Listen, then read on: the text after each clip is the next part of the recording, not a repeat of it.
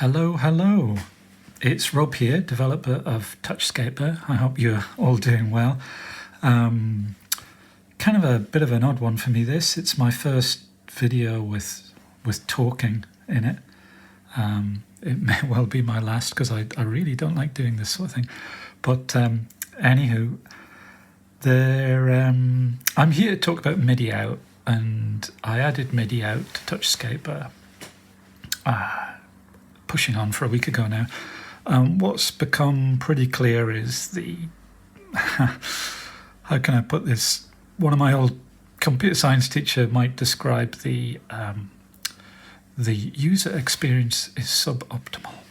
So yeah, I think that's a fancy way of saying it's not that easy to figure out. So the user guide has a little bit about this, but I think you just got to see it really to kind of get it, and hopefully this video will help you all get it.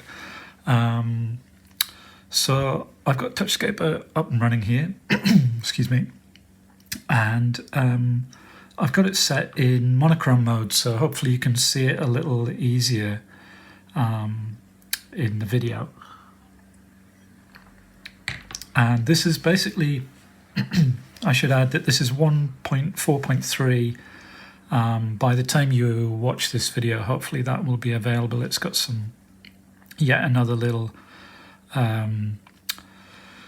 collection of MIDI related fixes. But anyway, this is just touchscaper. Oh, I've got it set to auto advance through the course. Anyway, don't worry about that.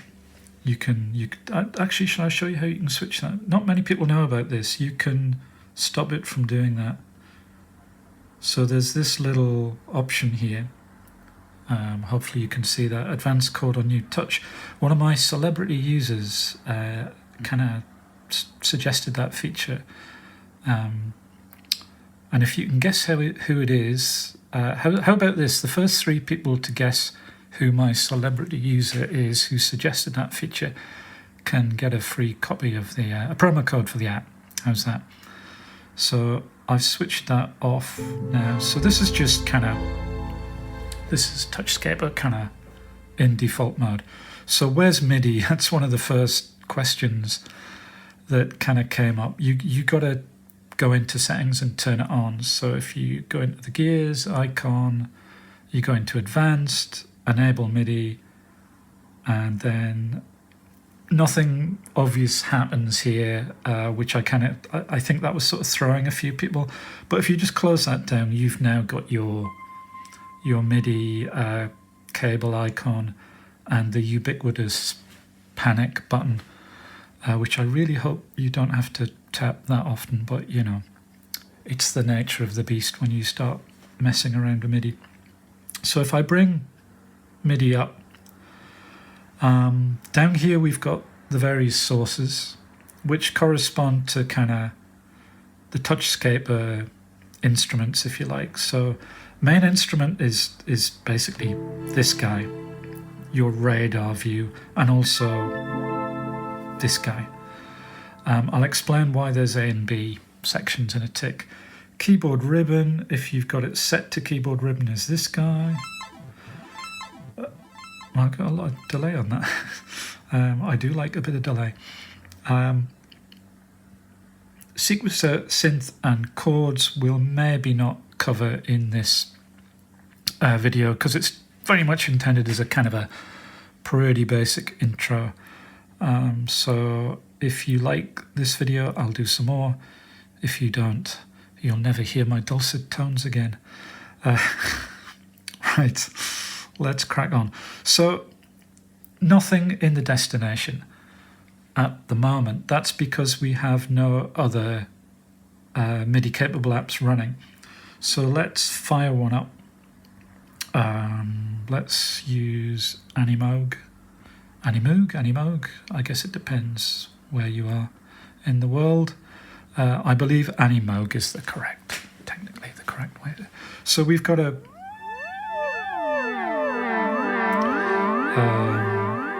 rather a lot of delay on that as well. Let's back that off a bit. Now the interesting thing with this particular patch, it's one of my own. If you like it, let me know. I might be able to kind of sort you out. I did all my own timbres and stuff.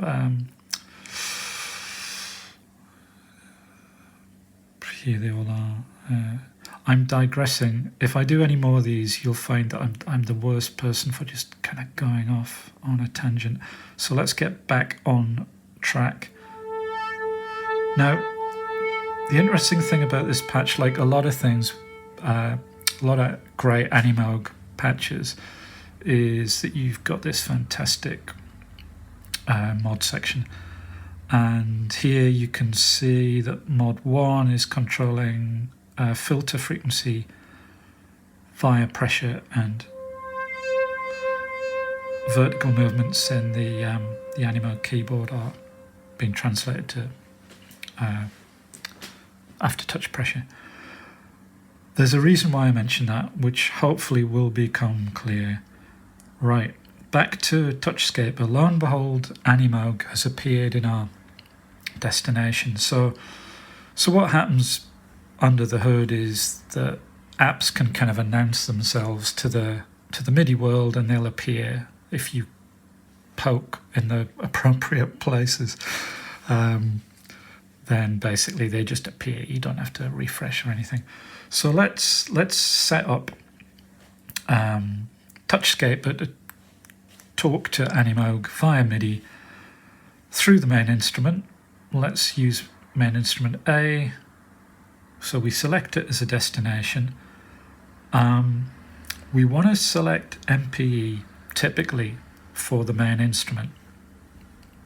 I'll explain later why that is. If I forget to explain later, I do apologise. You can take me to task in the comments and I'll do another video, but hopefully I'll remember. You probably worked out none of this is scripted. I'm just doing a real jazz improv here. So okay, we've got main instrument A, Animoog MPE. These little speaker icons basically allow you to mute the touchscaper internal sounds. Excuse me again. You do that in tandem with main instrument A and B, just because the code would have been a bit more complicated if I allowed you to individually mute different layers. Typically, you'd either just set up with one synth and assign that to A and B, sorry, A or B, and then maybe set another synth to be controlled by main instrument B.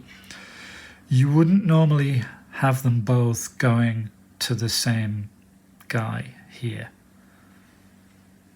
We'll do a more complicated setup again in another video. This is supposed to be basic, and it's getting very unbasic very quickly. MIDI, it's, what can I say? I was talking to Doug, a sound test room, via email about this. And MIDI's just, I think we agree, it's kind of complicated. Subscribe to Doug, by the way, if you haven't already. He does much better videos than me. Okay, anyway, moving swiftly on. Main instrument A, Animoog MPE. Let's see what that sounds like. Okay, well that sounds like Animoog. Let's hold that note, go back to Animoog, and it would appear that that is a C3. And indeed, that could well be a C note. Well, it is a C note in the chord of A minor. And just take that away a second. It would be a C3. Yeah, okay. Let's take that off. Now here's where it gets kind of fun. I was talking earlier about MPE. While we mention MPE, you just need to make sure when you're doing this kind of stuff, your destination guy is also set to MPE. That's pretty important.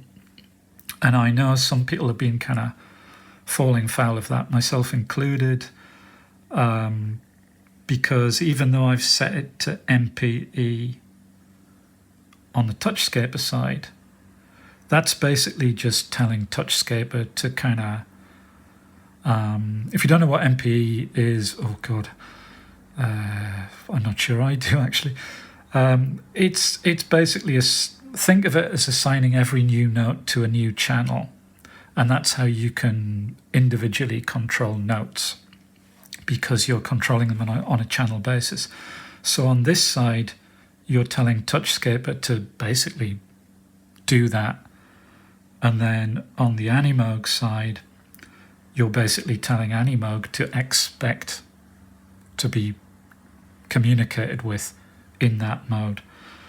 So all we're saying there is that by using MPE, we can individually control notes using aftertouch MIDI messages. Oof, deep breath, and I'll just have a quick glug of water. Sorry about that. Okay, so less talking. Let's hear how that sounds. By default, main instrument A transmits aftertouch using vertical motion. So remember how we kind of got this nice... I love that. Animoog is so cool. It's still one of my favourite apps after all these years. Crazy. No Moog affiliation. I just love their stuff. Now watch what happens here on touchscaper. Okay. Well, obviously we're getting a note there.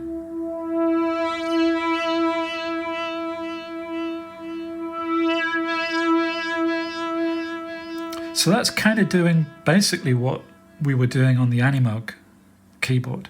Here's where it gets kind of a bit more fun. I'll use two hands just so you can clearly see what's going on. So we got two notes going. Now watch this. So I'm kind of controlling each of them independently, driven only by my vertical touch movements at this point in time, because remember, we've only got one destination set up with A. Just for a point, in case I forget to mention it, if you were to add an additional destination and the source was main instrument B, it would do the same thing, but that away. So instrument A, instrument B, but we haven't got one set up. But you notice nothing's happening to Animoog here, only when we do vertical stuff.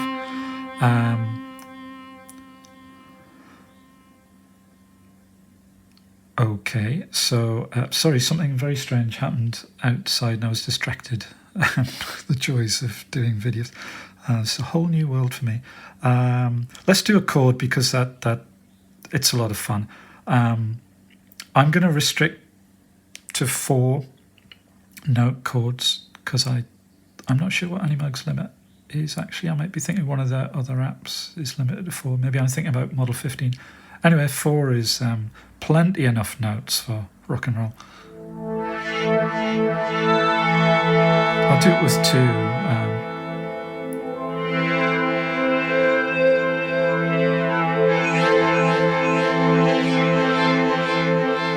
So that's pretty cool. You can now you can imagine maybe if you had another synth set up on instrument B, you can get pretty wild with that. And in some of my other demo videos, there's a lot of that going on.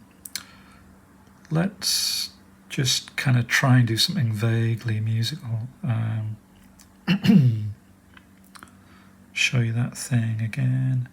So I'm just going to set up a excuse me, real basic yeah, and then I'll go into this guy again, turn this on. So I've just set up the arrangement simplified here down to 3 chords, and I set the auto advance on. And it means you can kind of hopefully pretty quickly you can see you can do nice stuff like this.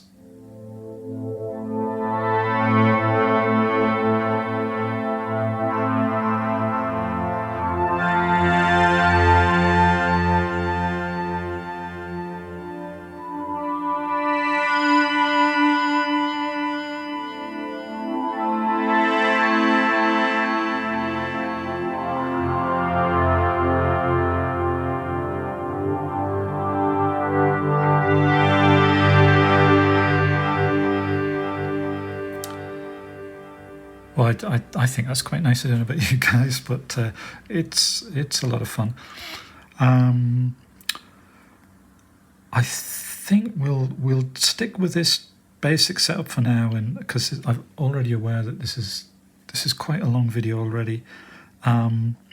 Let's just have one last little mess around with Animoog on the mod side. So that's already assigned a pressure. Let's change that again. This is turning into an Animoog demo. Let's assign that to orbit rate and crank it up, so you'll see that when you get well into BBC Radiophonic Workshop domain. Now let's do a couple of notes on touchscaper. Pop them in on hold. Thank you for holding. And we see our two notes. They're kind of drifting around already according to path. But notice they're not orbiting. Orbiting, that's the internationally recognized signing for orbiting. But if we go back to touchscaper, and just so happens we've got an orbit mode on touchscaper 2. Let's set those guys going. If we go back to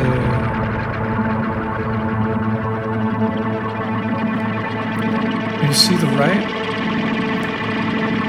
is kind of going manic, and then it's coming down again.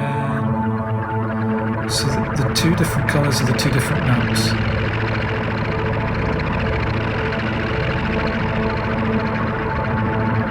And that's been entirely driven by the up-down motion. Stop that. So I just wanted to show how you can kind of, get pretty sound designy, if that's a term, with touchscaper using MPE, and just hooked up to one synth. That's just, we do that again with 4 notes and then start changing up the chords.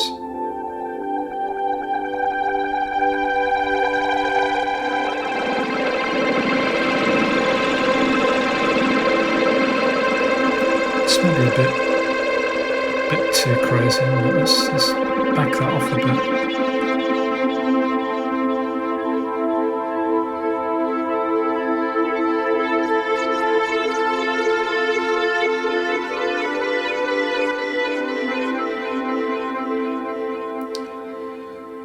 There you go. So I just wanted to show pretty basic stuff. I'm going to call it a day with this first video, but if you like this one, I'm going to do some more. Obviously, there's loads more stuff to cover, but I just wanted to really get you going with the basics. So just to recap, this is all we were doing. We're not doing any audio unit stuff yet. I will do a session as well in AUM because it's a little bit different and a bit more complicated, but it is more rewarding if you do it in AUM. It's a lot more flexible, but with flexibility comes complexity. Excuse me again. Okay, I think that's it for this video. Thanks for watching. If you've made it through this far, I tip my hat, because I know I just ramble on and on and on. and it's been nearly 20 minutes now. So thanks ever so much for watching. Comments and questions, please, on the video, and tell me what you want to know about next. If these are working, then I'll keep doing them, because you know I owe it to you guys. It's not the easiest of apps to drive, especially with this new MIDI stuff. What with the suboptimal UX and all that jazz, but we'll get there. You know, I think this will improve, so nudge me in the right direction. Anyway, thanks a lot. This is Rob saying cheerio. Hope you're safe and well, and maybe see you again for another series of touchscaper tips. Cheers. Bye-bye.